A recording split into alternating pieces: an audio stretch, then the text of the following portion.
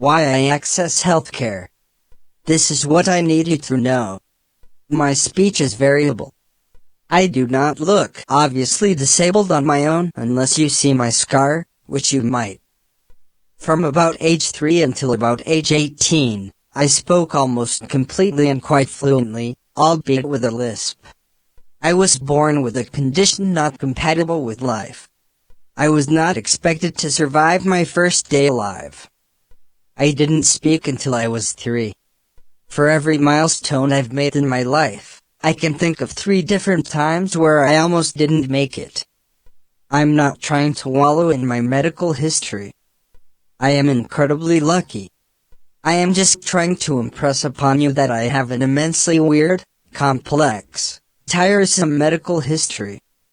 I describe the way my brain works as a car driven by a 15-year-old with their learner's permit. It does not work fluently. Imagine their 15-year-old pressing the gas pedal when they want to go and the brake when they want to stop. A more practiced driver would know to just take their foot off the pedals and let the car move by itself. But that new driver is flipping back and forth. Stop, start, stop, start, stop, start. It's not good for the driver, not good for the car, and crucially, it's not predictable. My brain is not predictable. My speech is not predictable. I cannot tell you when I go to bed at night if I will wake up the next morning able to talk at all or talk enough to get by. Some days I can have conversations for hours. Some days I can barely put enough words together to tell my parents we are out of bread and orange juice and we need to go to the store tomorrow. I'm disabled. I don't want a cure. There isn't a cure for what's wrong with my brain. I don't live in a place where I can use AAC. I have access to high-tech AAC, yes, but I don't live in a place where I can use it comfortably. After 3 years of atypical/delayed language development, I started speaking in full sentences at age 3. I didn't regress in language as a child. And I still have language. I still can communicate verbally, somewhat. I am not your stereotypical model of a non-speaking adult. Which is a sticking point for my parents, because I don't believe they've ever met a semi-speaking person.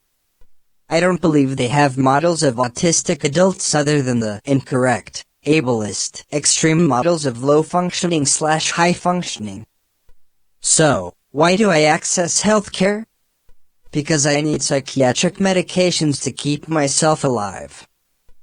Because my body no longer produces some of the hormones that humans need to function and I need those hormones prescribed so my body actually works. Because I am supposed to have surgery next summer that will greatly increase my quality of life. Because I should be seeing a therapist, honestly, but I'm not because I don't know how to find one who will understand and be able to work with AAC, especially using telehealth. Because I need medical care like any other human does because I have a body and mind and sometimes a malfunction. And I need you to understand that when you have patients like me, when you have patients who are adult AAC users, when you have patients who appear normal but have significant health needs, when you have patients whose speech varies from hyperverbal to completely non-speaking, when you have patients who express pain or fear or discomfort or happiness in atypical ways, when you have patients who use multiple modes of communication in the same appointment, because one mode will never be enough, we are still experts on our own lives.